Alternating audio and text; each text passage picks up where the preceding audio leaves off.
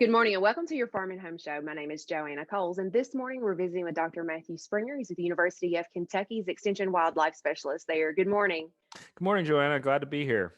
Well, I'm glad you're here today because we're going to talk a little bit about skunks. People might have noticed more skunks being out on the roadway, or we've even had some calls about some nuisance skunks coming and maybe eating some of the pet food off of the back porch. Yeah, it's a frisky time of year, I guess is a good way of putting it for them. Skunks will, kind of lay low until about the end of January, and about that time, the males will start walking around looking for females because it's mating season, and unfortunately, that means trouble in many cases for them. Yes, and so that's probably one of the reasons we're seeing them more, on the roadways and that sort of thing. But let's just talk about skunks. I mean, you see them more during the day or at the night? What's kind of their way of life? So generally, skunks are nocturnal. They're most active at night. However, um, they will be active during the day during certain points of the year, especially if there's a female skunk with little ones. She's got a high nutritional demand to produce milk for them, so she may be searching for food at any point in time to meet that demand. However, during this time of year, you're going to see skunks out at night, and they are going to be probably walking like they're on a mission as they're looking for things.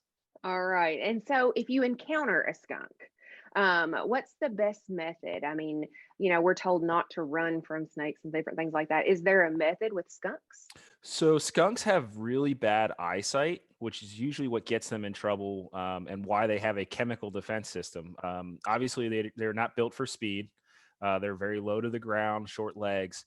However, they have a really strong nose and a pretty good hearing. So if you have a skunk, say you open the door and there's a skunk right outside, it doesn't mean, oh my gosh, I'm going to get sprayed.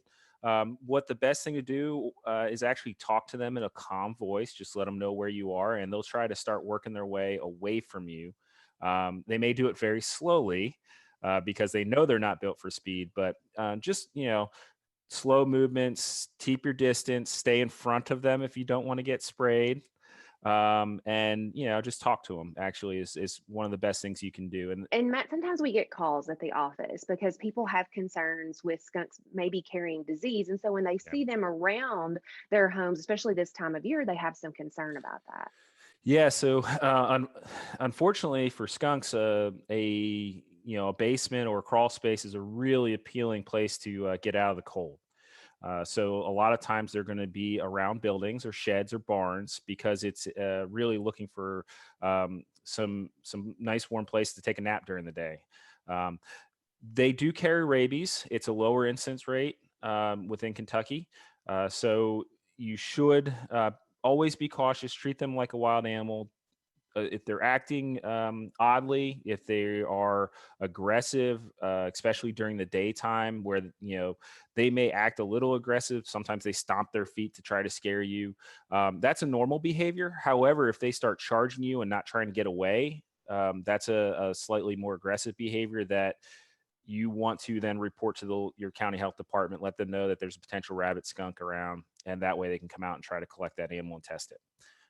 But for the most part, skunk being around your house does not necessarily mean it's a disease skunk, especially if you have things like dog food, cat food, or other food out for animals. They're going to try to take advantage of that. They can smell it from a long way off.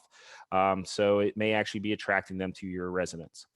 All right. So not leaving pet food out might be a good way to not invite them so close to your home.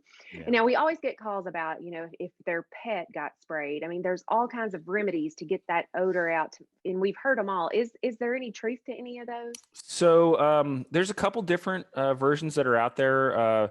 Neurotrolium alpha is one of them. I'm probably really messing up that brand name. I'm sorry. The other one, there's an Eco Zorb, which is a plant-based one that can be purchased. However, there's a recipe, and I knew this question was coming, so I made sure to look it up. It's 1 quart, 3% hydrogen peroxide, a quarter cup baking soda, and 1 to 2 teaspoons of dish soap is one that you can make at home that actually is a pretty successful agent at removing that smell.